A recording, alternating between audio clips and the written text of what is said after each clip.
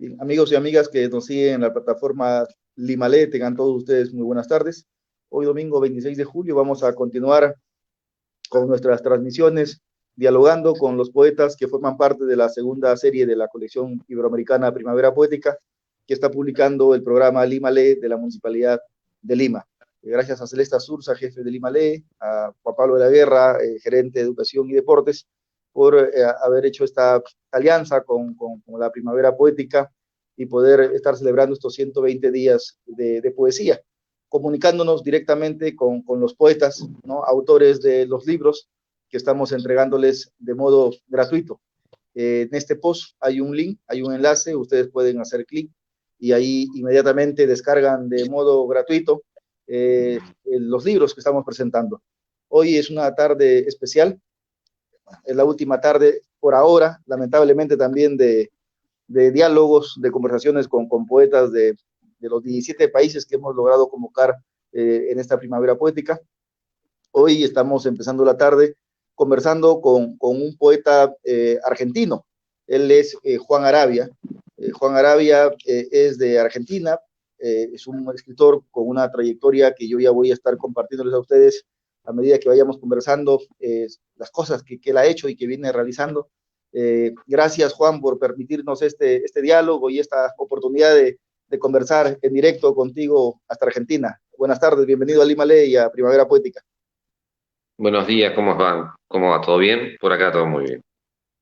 Por acá también todo bien, con ganas de conversar contigo. Gracias por el libro, Salida de Char Boutique, ya tú me corregirás. No, está bien. Gracias gracias por la confianza al entregarnos un libro que ahora nosotros podemos compartirlo con no solamente los lectores de Lima, sino con todos quienes visitan esta plataforma, porque creo que la poesía es para compartirla. En ese sentido, valoramos mucho ese gesto y contentos por esta posibilidad de diálogo. Eh, Juan Arabia es poeta, traductor, crítico literario, ha publicado numerosos libros. Eh, el Nemico de Tristes publicó en Siria el año 2017, Desalojo a la Naturaleza, Buenos Aires Poetry el 2018, hacia Carcassonne publicó editorial Pretextos este año, el 2020, es director de Buenos Aires Poetry, egresado de la Facultad de Ciencias Sociales de la Universidad de Buenos Aires, ejerce la crítica literaria en el suplemento de cultura del diario Perfil y en la revista Eñe del diario Clarín. ¿Cómo hace Juan Arabia para poder estar en la editorial, en la revista, escribiendo textos para el Clarín, para la revista Eñe? De verdad que saludo esa capacidad de movilización y de compromiso con la poesía, Juan. Bueno, la verdad es que estoy 24 horas trabajando con eso, excepto cuando voy a dormir. Y como es, lo que hago es lo que me gusta, en definitiva, estoy todo el día prácticamente haciendo lo que me gusta. Entonces, de hecho, si no hago eso me aburro. A lo sumo puedo hacer salir a caminar o a pasear un poco, pero ahora tampoco tanto en esta época. Estamos Así todos que confinados. sí, y bueno, hay muchas veces que tengo días que tengo más ganas de hacer traducciones o días que de repente, bueno, leo más que otros o momentos en los que escribo, pero en definitiva me sale fácil porque como te digo, es hacer todo el tiempo lo que me gusta, entonces no encuentro Claro. ninguna dificultad ni falta de tiempo, al contrario. Yo sigo la revista que tú diriges, veo que hay un diálogo, ¿no? Permanente con muchísimas tradiciones. Ahora que Mm, hablabas de que cuando no estás haciendo lo que te gusta, bueno, ahora no, porque estamos confinados, de repente de modo ya voluntario, porque si bien es cierto podemos salir, pero creo que por un tema de seguridad es preferible estar en casa. Pero tú has viajado mucho, o sí. sea, tú eres un poeta que cuando eh, se interesa por la obra de otro poeta, no solamente va tras el texto literario, sino también va por las huellas del poeta, los lugares que vivió el poeta. Coméntame un poco sobre esta, esta oportunidad de viajar para conocer la ruta o el itinerario de otros poetas que tú has compartido o vienes compartiendo en Buenos Aires Poetry. Sí, en general, excepto los primeros viajes que hice, o sea, los iniciales en Europa, que por ejemplo fui a Charleville, que fue ya más por mi propia voluntad. En los últimos años me tocó ir a diversos países y, por ejemplo, yo a China, cuando me habían invitado, estaba un poco temeroso de ir porque tampoco me gustan tanto los aviones y el encierro, y bueno, y es un viaje muy largo, pero no estaba dentro de mi proyecto, digamos, poético, haber trabajado con, por ejemplo, como vengo ahora hace un año trabajando con la tradición de la poesía china. Lo mismo pasó cuando estuve en Francia, en el sur, tampoco tenía el destino de ir a Carcassonne. Es decir, que esas cosas se fueron dando como un poco de manera del destino.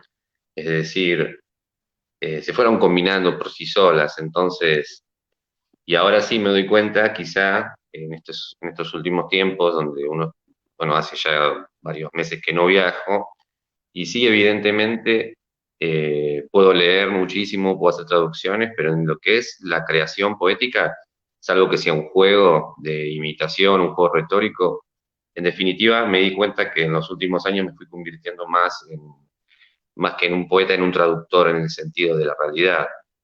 Entonces, ahí sí puedo comprobar que, por lo menos en lo que son mis últimos trabajos, o lo que respecta por lo menos a mí la creación poética, porque he visto que hay muchísimas personas que en estos meses de pandemia o encierro han escrito mucho o han producido textos poéticos infinitos. Y yo realmente no pude escribir demasiada poesía, a lo sumo uno o dos poemas. Entonces, con eso un poco lo que quiero decir es que de alguna forma estos viajes son destinos poéticos en definitiva y tampoco son los que uno elige, como por eso te digo, si hubiera sido por mí el año pasado hubiera ido a, no sé, al Distrito de los Lagos, suponete, en Inglaterra, porque estaba más inmerso en esa tradición, y por algún motivo terminé en China y terminé en todo este último año trabajando con muchos autores, haciendo la traducción, por ejemplo, de Katai, de Rapound, que posiblemente de no haber conocido China, por ejemplo, o no hubiera, bueno, traído tantos libros de China, de poesía, no hubiera llegado a todo esto y tampoco hubiera escrito el último libro que sale ahora, que ya está por salir, ya salió básicamente, que se llama The Band y que está relacionado precisamente con todo una experiencia que viví una semana allá y fui escribiendo poemas, sí, a partir de en la calle o en plazas. Fueron solamente 5 poemas y eso fue cuando volví a Buenos Aires lo que tenía escrito y ya estaba terminado porque no tenía sentido seguir. Era un viaje que incluía una experiencia bastante profunda, entonces no tenía mucho sentido seguir jugando con eso en el regreso a Buenos Aires. Te entendía, bueno, te entiendo perfectamente cuando te referiste a esto de estar en los aviones. Particularmente yo odio viajar en aviones, soy un tipo, creo que claustrofóbico para los vuelos. Eh, Sí, no sé si te habrá pasado a ti como a mí me pasó con la pandemia, cuando nos prohibieron salir y nos declararon en cuarentena a todos. Yo sí estaba asustado, estaba un poco temeroso por el encierro, por o el sea, el hecho de encierro. saberte Sí, encerrado, una cosa es encerrarte, creo, voluntariamente, pero sabes que puedes salir en cualquier momento, o sea, sabes que puedes salir a las 10 de la noche, a la medianoche, a caminar, sabes que estás encerrado porque se te da la gana, pero puedes salir en cualquier sí. momento, pero saberte encerrado y que no puedes salir, a pesar de la biblioteca, a pesar de los libros, a pesar de que puedes intentar hacer ejercicios de escritura, a mí me resultó muy difícil. ¿A ti cómo te fue con los primeros días de cuarentena? Mira, los primeros días fueron extraños, yo no sé cómo se ha vivido en cada país. Acá hubo como una especie de simulación de que estaba prohibido salir. Entonces salías a la esquina o caminabas un poco y ya te paraban. Pero yo tengo la suerte que yo vivo en San Telmo, vivo justo a la iglesia de San Pedro Telmo y yo estoy a 2 cuadras de lo que es acá Puerto Madero, que en sí es es un barrio bastante cerrado, aburguesado, típico, que está alejado digamos, de la ciudad, pero que por otro lado no hay absolutamente nada, no anda absolutamente nadie, hay diques, hay mucha naturaleza y la verdad que todos los días puedo caminar por ahí. Entonces, eh, tampoco Una fue un ventaja. encierro, como se puede decir acá. No sé, por eso te digo, en otros países quizá No, el acá sí encierro fue fue un más encierro. estricto. Sí, sí, acá tú Acá, la salías verdad que no. Pero bueno, acá tú hay salías, mucha gente tú que, sal- hay mucha gente que vive en lugares que son más, donde hay más concentración de gente. Pues yo, como te digo, vivo en San Telmo, y San Telmo es uno de los primeros barrios de Buenos Aires, pero es un barrio bien turístico. al no haber turismo no hay absolutamente casi nadie. Esa es la ventaja. Claro. Bueno, totalmente de acuerdo con lo que estás diciendo. Yo cuando visité Buenos Aires por la Feria del Libro, comentaba eso antes de ingresar a estar en público, Sí. pasé por San Telmo, no me detuve en San Telmo, pero sí me dijeron, este es el barrio San Telmo, es un lugar muy turístico, y después me llevaron a La Boca, ¿no? La Boca y San Claro, Telmo. Y claro, como bien dices, no hay turismo, no hay viajes, entonces debe haber quedado el barrio vacío. Y pasé hay también muy por poca Puerto gente. Madero, pasé por Puerto Ujú. Madero y me quedé impresionado con las áreas verdes. O sea, en realidad es bonito, circula poca gente, pero lo Es muy verde lindo. te alimenta. Sí, es muy lindo. Sí, sí, yo pasé por ahí y me Sí. quedé encantado con el paisaje y Lo bueno con es el que, silencio. claro, pero bueno, de hecho yo tengo, hay un poemario mío que se llama Desalojo en Naturaleza, que bueno, lo terminé en verano, un verano que hacía mucho calor acá en Buenos Aires, y me fui a dar un paseo por Puerto Madero, y antes de llegar a Puerto Madero, porque en Puerto Madero hay unos diques por los que supuestamente salen y entran los barcos, pasando eso, ya sí se puede enfrentar con la reserva ecológica y con lo que después es ya el Río de la Plata, digamos que sería el fin de la ciudad.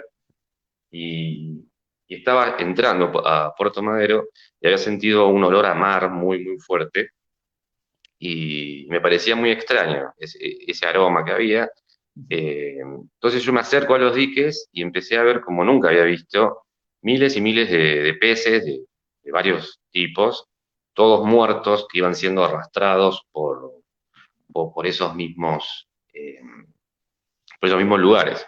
Y ahí, por ejemplo, se me dio la idea, un poco de comparación, como lo que puede ser el Támesis en Helios, que obviamente no lo es, porque no dejan de ser diques, pero esa presencia y esa situación me sirvió como para terminar el poema, que se llama Desalojo, y es un desalojo que ocurre realmente de la naturaleza en Puerto Madero y está firmado en Puerto Madero. De hecho, algunos amigos por ahí de otros países que vienen, por ejemplo, como James Byrne, que vino a Buenos Aires, él directamente, sin avisarme, había ido a Puerto Madero Los Diques porque quería ver dónde había sido el lugar donde había sido, bueno, escrito, ¿no? Escrito. El poema.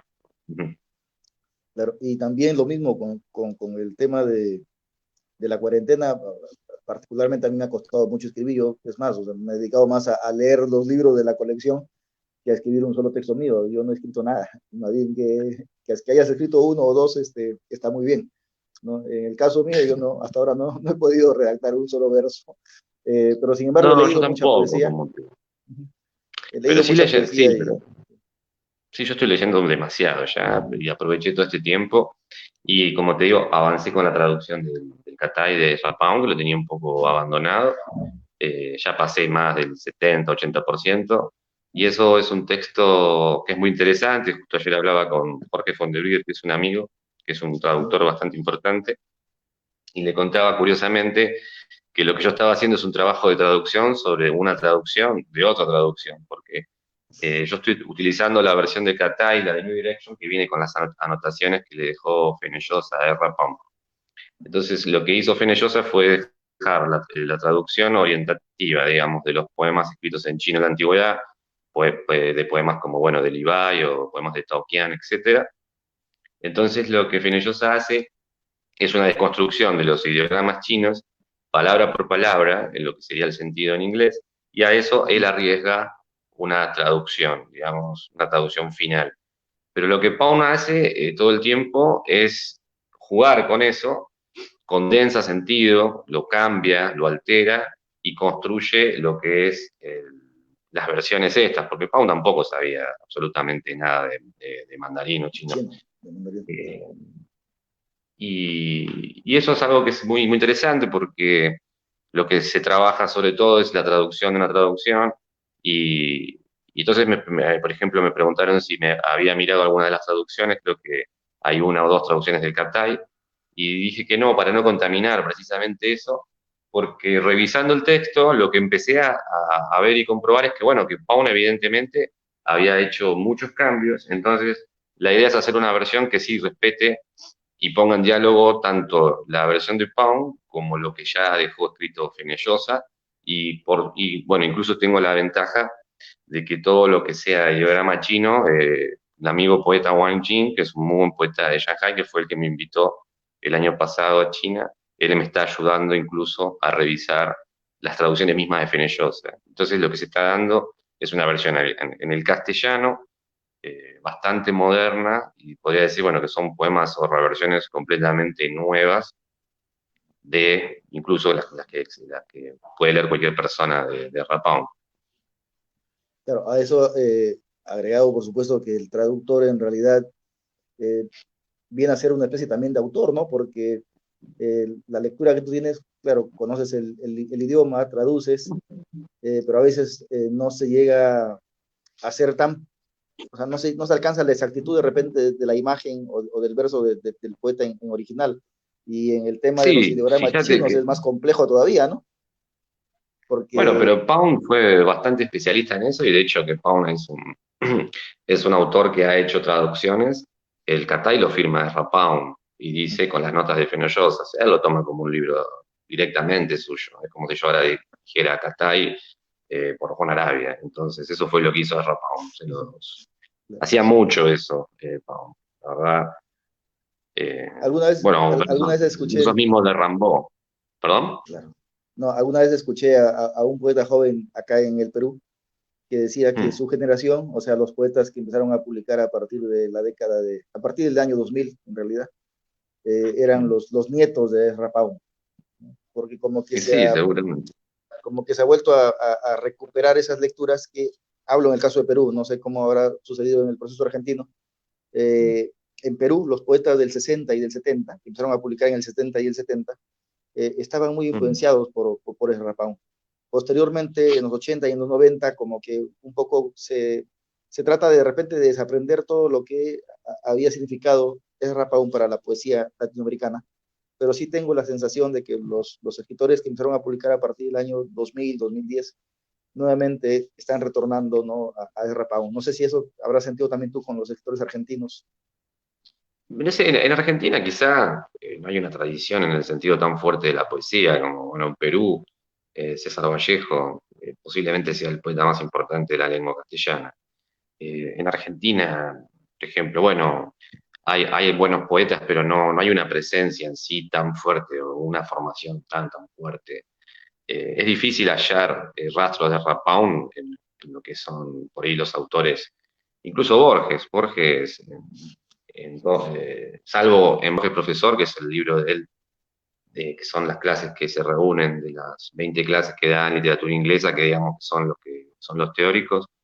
Ahí sí da muestras de que era un autor que estaba al tanto de quién era Rapaun y lo seguía y lo entendía, pero por ejemplo en su obra no aparece absolutamente nada de Rapaun, ni siquiera casi nombrado. Y después, bueno, de algunos autores, quizá todo lo que fue el imajismo o eso, o sea, en Argentina no, o por lo menos yo no lo veo tan presente, la verdad, en la tradición de la poesía argentina, por lo menos Claro, hasta los últimos años. sí. Y trataban incluso hasta de generar algunos diálogos, por ejemplo, ¿no? O vasos comunicantes, si queremos utilizar el término. En el caso peruano, por ejemplo, Rodolfo Nostroza, que fue un gran poeta de la generación 60, y que Mm. para algunos estudiosos de Nostroza decían que había sido uno de los poetas que habría influenciado en la poesía, por ejemplo, de Néstor Perlonguer, ¿no? El argentino, eh, y que muchos Lo lo tengo muy poco consideran, leído, sí, te bueno, soy yo honesto, lo también, tengo, lo tengo poco leído, la verdad. no, Estoy muy también poco. responde a una especie de concepto neobarroso. A mí no me gusta mucho el neobarroso, en realidad, lo digo así abiertamente. Entonces lo he leído No, sí, poco a también. Perlonier. Lo poco que he leído, bueno, ahí está, ¿no? Bien, es otra, no es que sea malo, simplemente a mí no me toca. Entonces es otra poesía simplemente. Y es válido, ahí No, creo, claro. hay espacio para, para, para diversas formas de creación. Pero me interesaba mucho Sí. escuchar esto de ti como traductor además, ¿no? Porque yo creo que el mejor traductor para un libro de poesía o para un poeta como Pau es un poeta. O sea, creo que otro no podría hacerlo mejor que un poeta, porque no solamente se trata de acercarse a interpretar o a reinterpretar o a reescribir, sino a capturar la sensibilidad en este caso de Pau, ¿no? Y creo que Sí, y va también aparte, por ahí mucho. Y aparte cosas técnicas, convengamos que, por ejemplo, si uno lee la traducción de Pound de Catay y no sabe mucho de lo que es, suponete, la pausa versal, o no entiende un poco de lo que es el verso libre en el sentido riguroso que Pound Claro. utilizaba el verso libre, porque esa es una discusión que un poco que, bueno, todavía está vigente y que es muy caduca, de Ujú. que más allá de que se escriba en verso tradicional o no, lo que sí falta, salvo en casos como Pound, que bueno, lo han hecho bastante, o William Carlos Williams, o Denis Levertov, lo que sí falta mucho es en manera de tecnicismo de lo que es el verso libre, porque el verso libre no lo puede tampoco dominar cualquiera o escribir cualquiera. O sea, hay mucha gente Exacto. que uno ve en el día a día que hay mucha gente que empieza a desplazar versos en sangría o a tirar versos para los costados Así sin es. saber, Sí, sin saber por qué. O sea, y así Pound es. Sí. en Cartagena da una muestra evidente de por qué.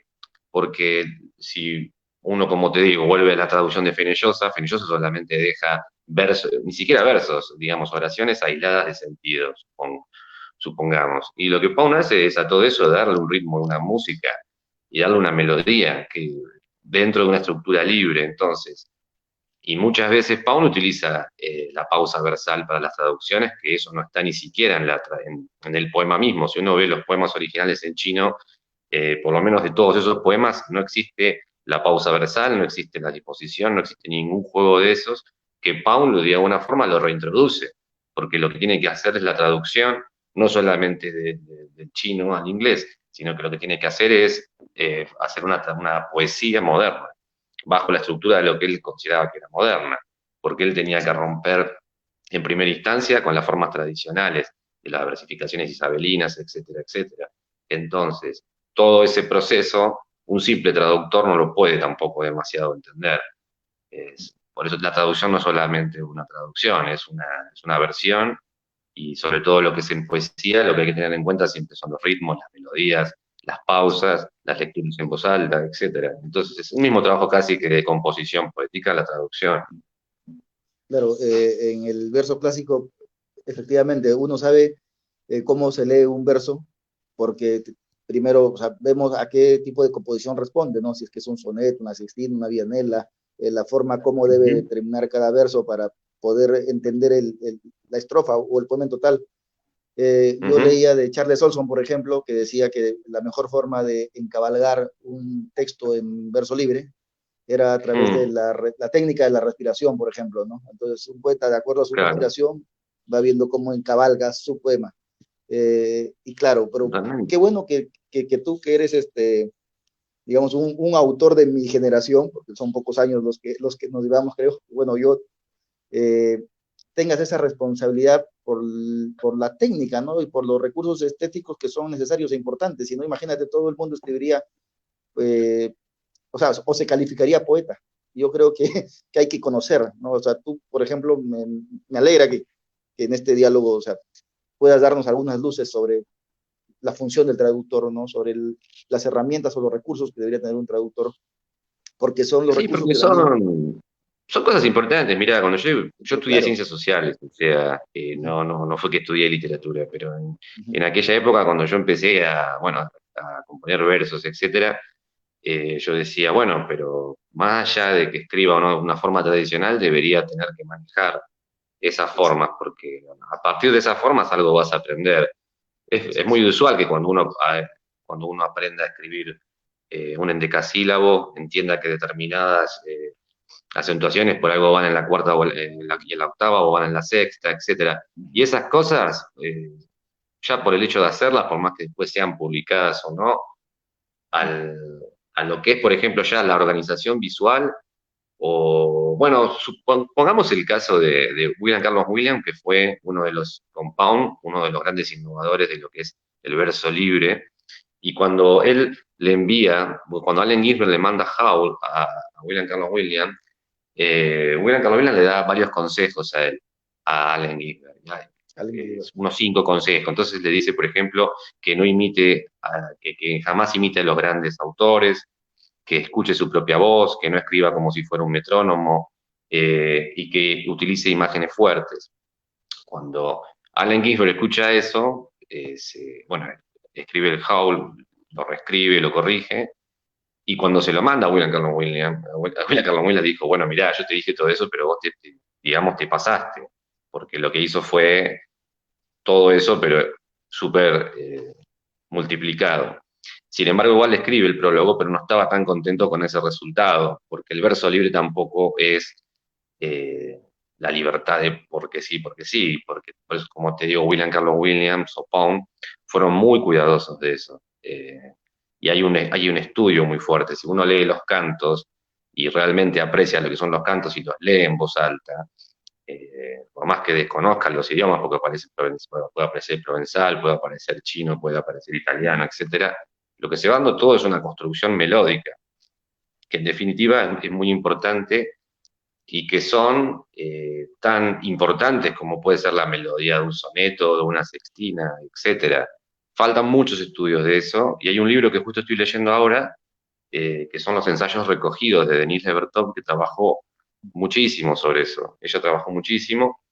O, por ejemplo, estuve justo hoy, estaba armando una nota de Gini que editaron, hace tiempo la editaron, pero llegó a Argentina hace muy poco, que son obras reunidas de Gini, la editó Trilce, o Trilce, y ahí, bueno, se puede ver exactamente lo mismo, de cómo la poesía irlandesa, que en muchos momentos uno piensa de que porque son irlandeses tienen que entrar en dialectos irlandeses, etcétera, y en verdad para nada, porque lo que en verdad está en juego es el ritmo intrínseco que tiene la poesía de Gini, por ejemplo, que en todo el tiempo rompe con nuevas innovaciones prosódicas, o sea, todo el tiempo inventa nuevos juegos rítmicos que solamente pueden caber en el oído de un irlandés, porque nosotros seguramente nos perdamos de muchas de esas cosas, pero seguramente que si esa poesía, la de Gini, la lee o la escucha un inglés, no le va a sonar de la misma forma que a un oído irlandés.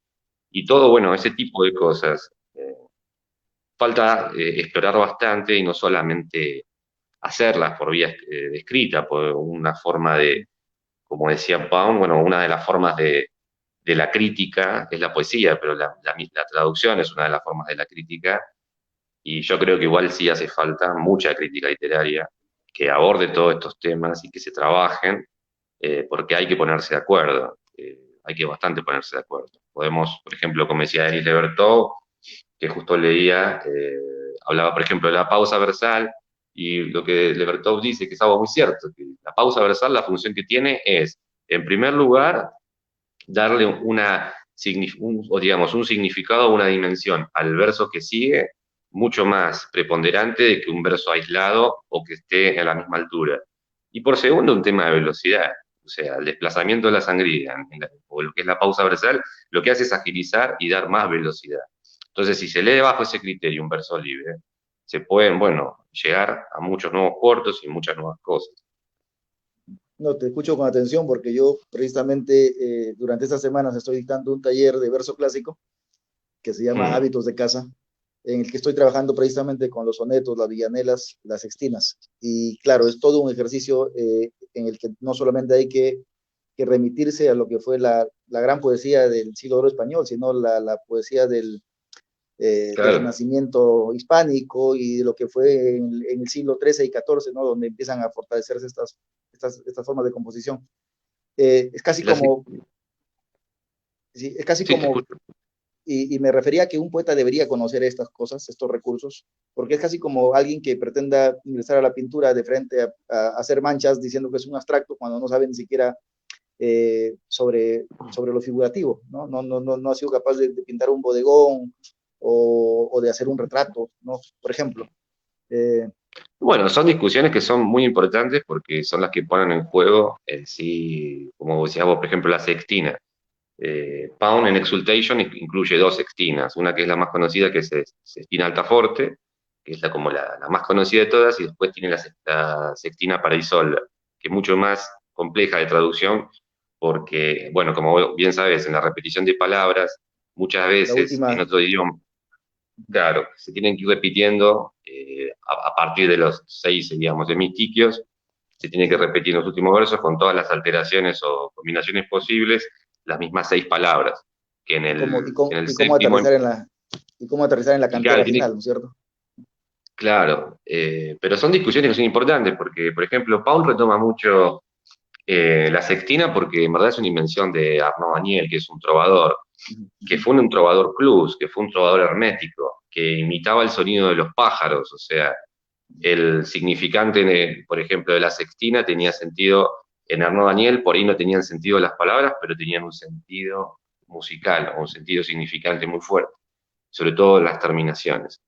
Eh, lo que es interesante pensar de eso, que siempre lo que yo pongo en juego cada vez que escribo algo sobre los trovadores, etcétera, es que hay que recordar que los trovadores escribían versos, pero que no eran para ser leídos, eran para ser transmitidos oralmente.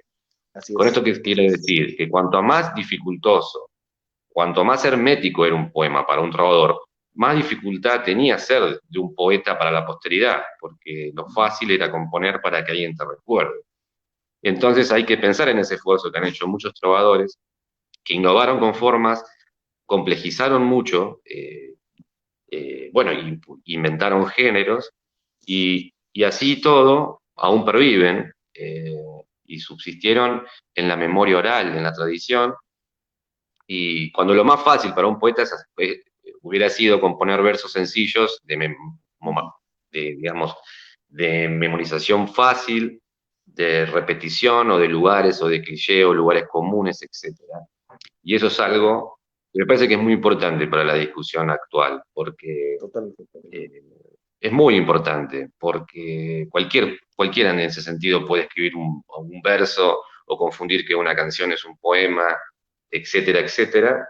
Cuando la poesía, convengamos y vamos a decir, bueno, honestamente, es el primer género por excelencia literario, está muy por encima de la prosa o de la narrativa, pero eso se ha perdido mucho porque no hay mucho actualidades de este tipo de cosas como la que estamos hablando ahora, en lo que son todas estas tradiciones, o incluso volver a la tradición china. La tradición china es algo que es impresionante, la simpleza que tiene la poesía china, es solamente, son pinturas, o sea, son visiones o Ideogramas, experiencias. kanjis. Sí, Cómo aterrizar toda una experiencia en un kanji o en un ideograma, como ¿no? le conocemos, y cargados de toda esa religiosidad propia de la tradición china, además, ¿no? O sea, no es solamente escribir porque en este momento la emoción me embarga para transmitirte determinado sentir, sino además agregarle la religiosidad de toda mi tradición, o sea, o de toda mi herencia. Es complejo, sí. ¿no? Es complejo. Totalmente. Y aparte nunca hay que olvidar, por otro lado, lo que siempre, obviamente está lo estético, pero después está el tema ideológico. Es decir, seguimos en una sociedad que ya de la escuela de Frankfurt, eh, o mismo Heidegger, etcétera, se está tratando de combatir al sentido tecnócrata unidimensional del lenguaje. La poesía quizás sea el último lugar donde eso se pueda explorar. Entonces, son muchas de las cosas de la cual la poesía tendría que tener mucha más consideración por el valor, sobre todo, que tiene, tanto estético como ideológico, las posibilidades que tiene. Te pregunto, y es esa responsabilidad que tú tienes frente al texto literario lo que de pronto hizo que tú entregues tu primer libro el año 2015? Porque has podido publicar muchísimo antes, Ah, ¿no? sí, yo Pero me demoré bastante y por suerte, la verdad, porque yo creo que a todos nos pasa, con los libros anteriores siempre hay un par de poemas que no nos gustan, y la verdad que sí, tuve suerte de esperar, y sobre todo porque empecé publicando críticas, me pareció que era mejor. Yo empecé con un libro que en verdad después fue una tesis que hice de grado sobre John Fante, y me pareció mucho mejor empezar con libros de crítica y sobre Fante, que encima era un narrador, que ni siquiera era un poeta.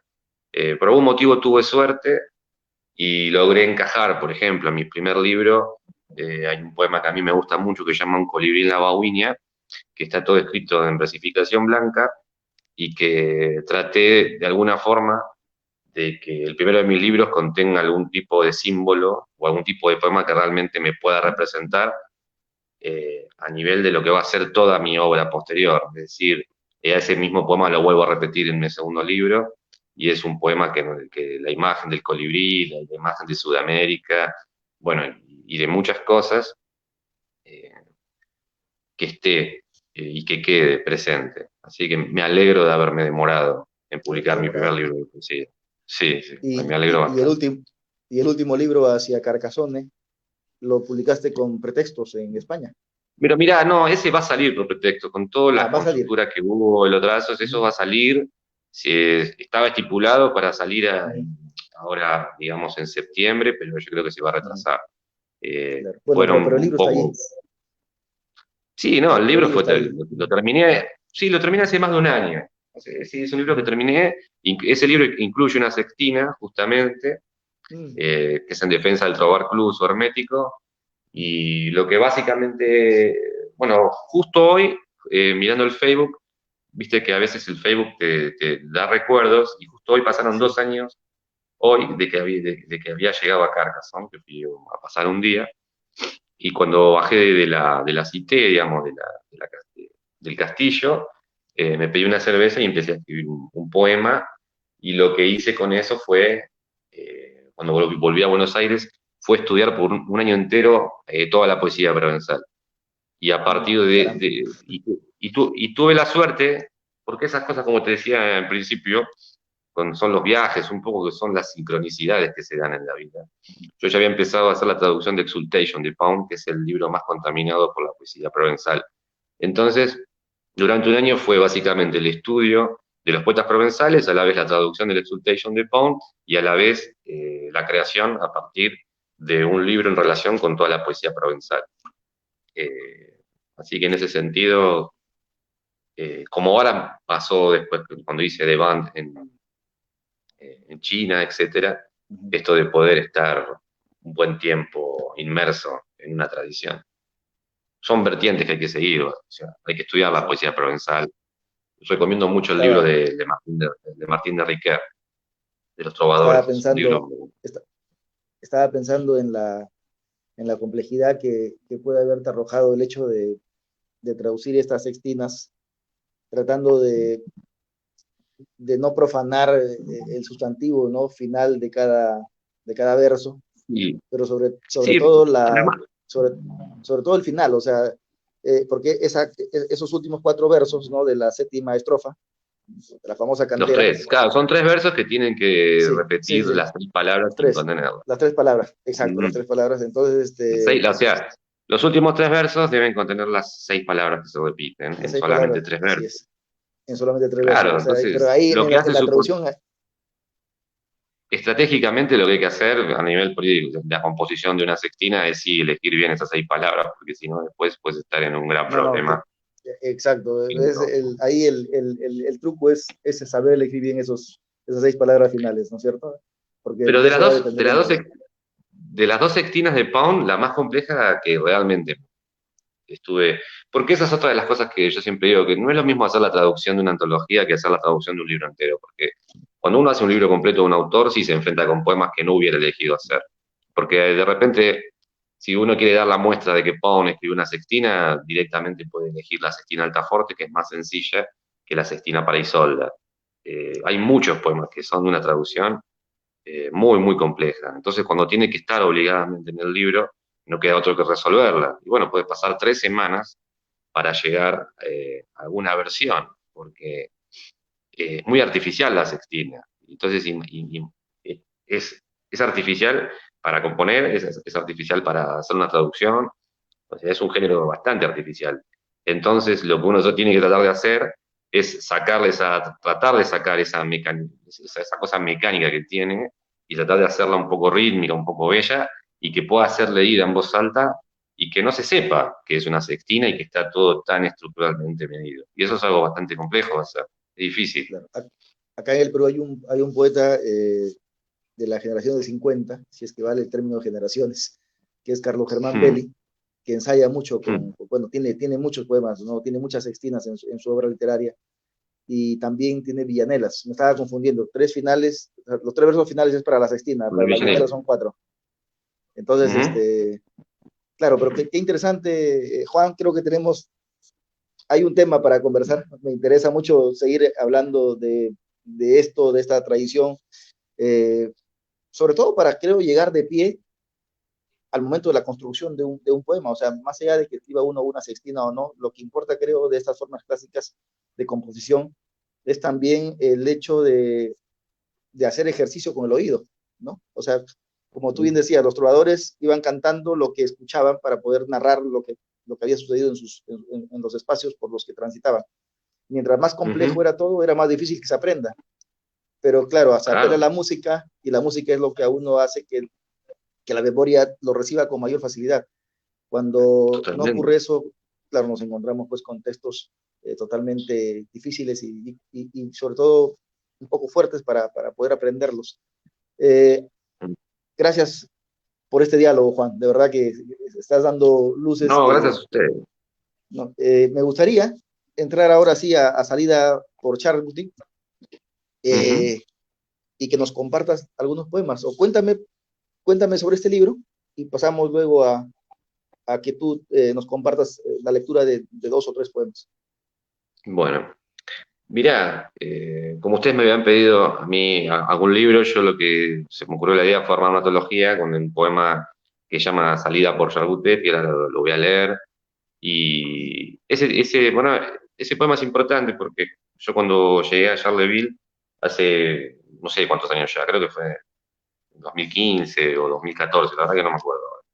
Después de ir al cementerio y ver bueno, y llegar a Rambo, salgo y me encuentro con una plaza donde sucede algo que, bueno, sucede en todos lados, pero que cuando hay una experiencia por importante para uno, la toma de otro lugar. Y generalmente, bueno, eso pasa en Buenos Aires o en China, pasa en todos lados, que al atardecer, por algún motivo, se llenan de pájaros los árboles. No sé si han visto eso, que es una imagen muy común, que es cuando al atardecer los pájaros, o sea, se llenan todos los árboles de pájaros y entran y salen y cantan. Y eso había pasado después de que fui a visitar a Rambo, pero lo había visto, o sea, si bien había visto eso en varias oportunidades, nunca con semejante dimensión, la cantidad en Charleville de pájaros y de verde. Y me llamó tanto la atención que bueno, y ahí compuse un poco ese poema, eh, de donde unos pájaros celebraban la aparición del Santo Blanco, y de alguna forma toda esa imagen de la naturaleza se contrapone en el mismo poema y en la misma experiencia con todo lo que fue la arquitectura de Simónica, la típica arquitectura francesa de Luis XVIII, o de lo que es toda la arquitectura, un poco el espíritu ese burgués que en verdad no fue engendrado por Robespierre, sino fue por Napoleón y el triunfo de la revolución burguesa, o sea, el triunfo de la sociedad de la competencia, y de cómo, bueno, en Rambo está presente mucho todo eso, porque Rambo, todo lo que fue la comuna y todos esos periodos históricos, y bien sabemos a qué bando pertenecía Rambo, y ese poema, bueno, el libro se llama así por ese poema, que es un poco una experiencia poetizada. ¿Nos podrías compartir, Juan? Sí, voy a Y leer ese poema. agradecerle, sí, sí, por favor, y agradecerle a los poetas que están siguiendo esa transmisión, María Juliana Sí, obvio, Villafame, muchas gracias. Liz Espinosa, Talula Flores, Omar Aramayo, poetas que, bueno, que tengo mucho aprecio y que además son parte, muchos de ellos, de la colección, y a todos Mm. los internautas que están, al Dios Capinazo, dice, un placer escucharlo, Juan, un invitado de lujo. Eh, Bueno, muchas gracias. no estamos solos, hay muchísima gente que está pendiente de este diálogo, Juan. Ahora sí, te Bueno, dejo le mando muchos saludos a todos. te dejo con el poema. Bueno, voy a leer el poema que da título a la antología que han publicado. Se llama Salida por Charles Boutet. En Parpillquín todavía siguen los festejos por la aparición del Santo Blanco. Guirnaldas y pájaros, húmedos del primer rocío del atardecer, caen de los árboles sin peso sobre el silencio de la noche desierta. Pensar que la Place Ducal, centro y pulmón de la ciudad, de día es un acueducto infinito de placeres burgueses. Por la noche, las carcajadas persiguen las luces al estilo de Luis XVIII. Unos jóvenes bandidos improvisan el saqueo. Mientras los cisnes descansan en el mus, las hojas caen por la avenida Charles Boutet. Tremendo, Juan. Bueno, ya estamos. O leo otro más. No, no, dos poemas más, Juan, por favor. Ah, bueno, leo. Sí, sí, sí, lee, sí. Perfecto. Bueno, voy a leer otro de los poemas que fue firmado en Charleville para seguir un poco con la relación. Se llama Días en Charleville. Al atardecer los pájaros forman un castillo de canciones dentro de los árboles. Juntos se ocultan en las ramas y con su voz imitan el tono rojo, verde y amarillo de las hojas que cayeron en otoño y nos protegieron del sol en el verano. Y voy a leer un último poema. Este es un poema que está situado en París, que se llama Por el norte de París. Por el norte de París avanzan los negros, tienen su luna, sus ovejas, sus piedras, y si bien están lejos de los trampolines de seda, de las parisinas de piernas largas, rodean el Sena desde el inicio de Saint-Denis, se juntan de a montones en las estaciones del metro. Son negros, son gitanos sin pájaro, perdieron su libertad, hicieron con ella sombreros de paja para las reinas blancas que prohíben el sol. Es una ola verde a la distancia, interrumpida por costumbres de precio y de lana.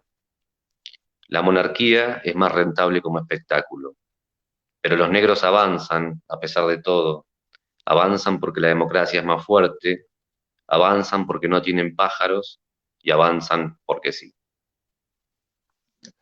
Bueno, muchas gracias. Juan, muchas gracias por acompañarnos esta tarde. Ha sido Juan Arabia desde Argentina con Muchas nosotros. gracias, ¿eh? Gracias, Juan. Nosotros Y vamos saludo a... a todo Lima, a los lectores. Muchas gracias. Sí, no, ha sido un placer conversar contigo, Juan. Hay este tiempo para conversar de otros temas más, por supuesto. Es un honor poder dialogar sobre temas tan importantes, ¿no? Como son la técnica, los recursos, la traducción. Tú que eres un traductor. En el mes de septiembre, que realizamos ya el festival con los 66 poetas convocados, ya estaremos comunicados para poder organizar la mesa en la que tú participes. Bien, ha sido Juan Arabia, Perfecto. desde Argentina. Gracias a todos por seguirnos en esta plataforma Lima Lee. El libro pueden descargarlo de modo gratuito.